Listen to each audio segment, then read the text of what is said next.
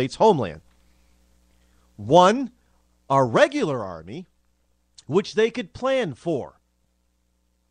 And two, our citizen army, meaning that so many other people, citizens, had guns that they couldn't plan for that. Look, the very notion that we are an armed citizenry helps keep this country safe. Believe it or not, it's the truth. I mean, it would be extremely bloody for anybody to invade our country. Because, yeah, they would have to face two armies. They'd have to face, what is our army at? 1.5, 2 million soldiers now? Our 1.5, 2 million man army. The professionals, yeah, they'd have to face them. But then they'd have to face some 100 million Americans who are heavily armed. Now, I don't know about you, but unless you've got the army the size of China's, it's a losing proposition.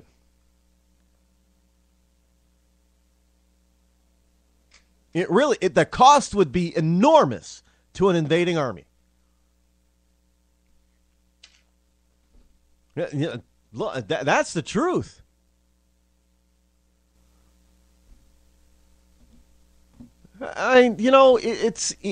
This whole notion that guns are the reason. Look, we've already established, and we know by government statistics, and by FBI statistics, and by state statistics, and all that kind of stuff. We know for a fact that there are other things in society that kill more people than guns. There are other things in society that kill more people than assault weapons. Yeah, but hey, let me tell you something. Yeah, we get teary-eyed, we get caught up in the emotion, and we cry out and demand that something be done when 20 children in a white suburb are killed via a gun. But let me tell you something. We got that many children dying in other cities all the time. Problem is that those are black kids in the inner city. And oftentimes it's blacks killing blacks. That's not a news story, at least not to the news media. We've got guns proliferating in Chicago, and yet Chicago has got some of the toughest gun laws in our country. We've got kids killing kids and adults killing kids and adults killing adults in Washington, D.C. At one time, it was so bad it was called the murder capital of the world. Not just our nation's capital. Washington, D.C., also some of the toughest gun laws on the books anywhere in the country. And yet it didn't make people safer. But God forbid, now I'm not trying to be racial or racist here, but God forbid you kill even one white child in a suburb. That becomes national news. You 5 or 10 black kids die in a weekend in Chicago, and it doesn't even make the back page of any newspaper outside of Chicago. Now, folks, I'm sorry. This whole issue in Newtown, Connecticut, there's only one explanation for it. Rahm Emanuel's motto: never let a good crisis go to waste. And I know there are probably going to be a lot of people that are just going to be so ticked off at me. But, I don't care, because I'm here to tell you the truth. And the truth is that there probably won't be another murder in Newton, Connecticut for the next 10 years. But let me tell you something. There's most likely going to be a murder tomorrow in Chicago. There's most likely going to be a child under the age of 18 within a week that is killed in Chicago. Chicago, with a strict, tough gun law and gun ban. What more are you going to do? The citizenry has already been de-armed.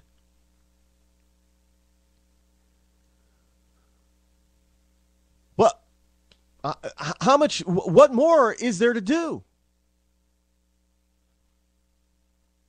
Maybe we can have some tougher laws tougher punishment for those who commit gun crimes. But hey, our wonderful potentate who's now trying to issue presidential decrees like he's the new emperor of Rome, back in 99, he wouldn't support tougher prosecution for school shooters. No, he wouldn't. Back in 1999, State Senator Barack Hussein Obama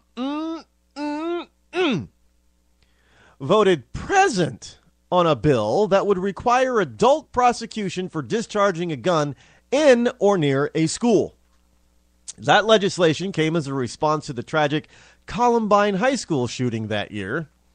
SB 759 provided that anyone 15 years of age or older charged with aggravated battery with a weapon in a school or within 1,000 feet of a school would be charged as an adult.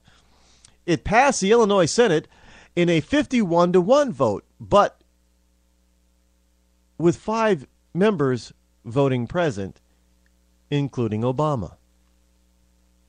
The vote followed a trend for the young lawmaker whose controversial votes on crime legislation often raised eyebrows. But see, we didn't hear any of this 5 years ago when he was running for his first term. Did we?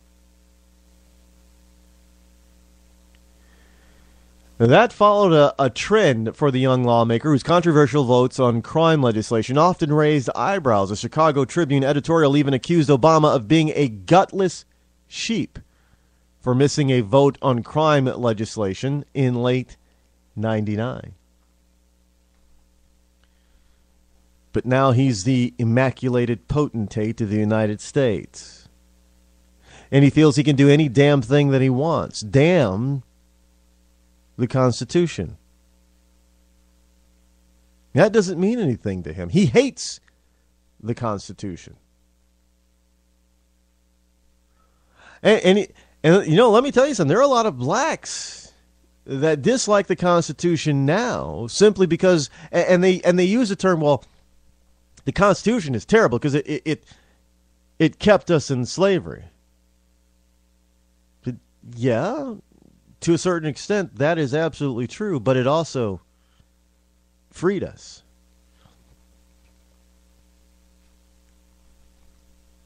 It also tried to guarantee our equality.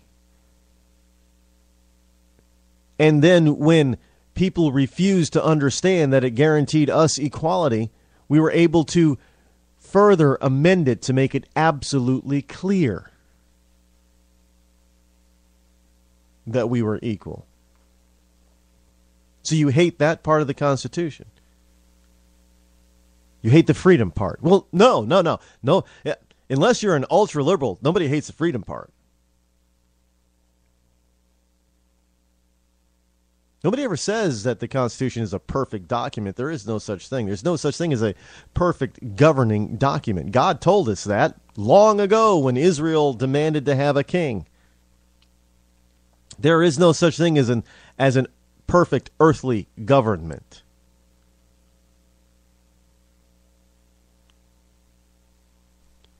But this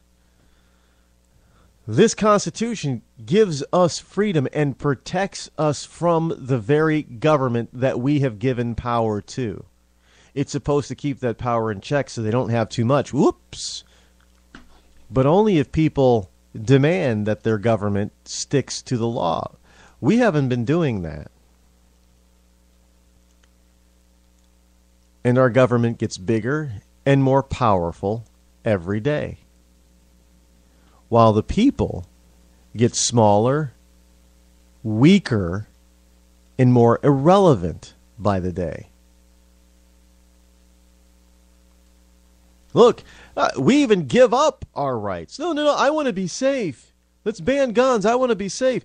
Knowing all along that logically speaking, and all the facts and all the figures, even in the government facts and figures, the lack of guns in private, law-abiding private citizens' hands makes you less safe.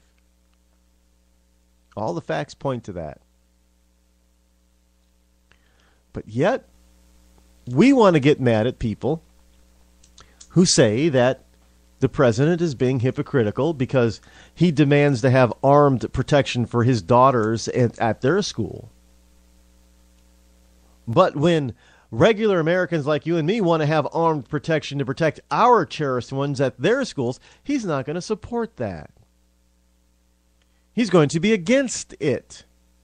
And then when somebody else like the NRA points this hypocrisy out, they're the ones that are attacked. Even Governor Chris Christie of New Jersey, I don't know where. You know what? He's an enigma. I can't figure out Christie. All I can tell you is that he's lost my confidence. And you know what? Since he's doing this and he's proving himself to be more moderate than I originally thought he was, he's probably going to be the GOP's next nomination for 2016. And we will lose again. I can't support this guy anymore. I mean, yeah, he does some of the right things, but when he does the wrong things, they're huge. He's lambasting. Governor Christie's out there he's blasting the NRA for their ad. I'm like, what? Are you crazy, Christie?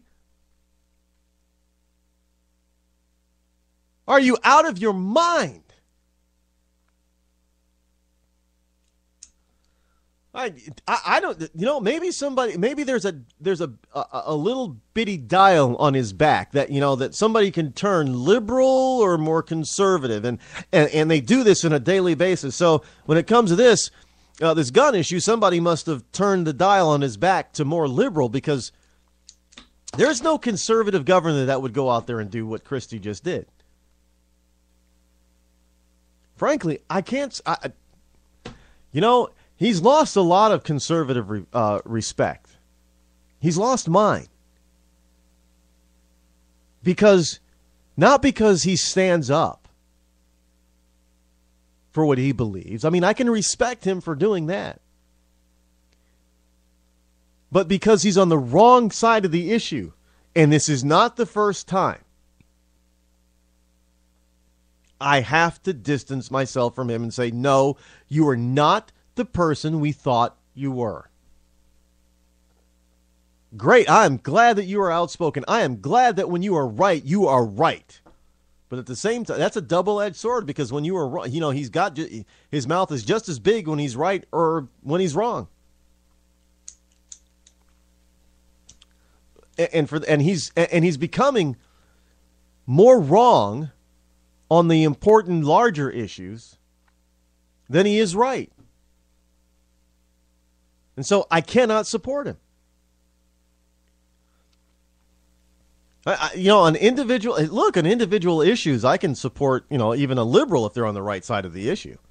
But as far as a general rule and general purpose, this guy, he's turning out to be out in left field. I can't support that. I can't support somebody who is basically agreeing with the left-wing media that, yeah, Obama's kids are more important than your kids. And we should never talk about the kids and use kids when the left is using kids left and right to take away our rights. Well, if they're going to use kids to take away our rights, well, we're going to use the kids to show why we need to keep our rights. And that the left is nothing but a bunch of hypocrites. And Christie, you got to understand and see that. If you don't or refuse to, you're not the man I thought you were. And it's a good thing I don't live in New Jersey, because I'd be all over you like white on rice if I were.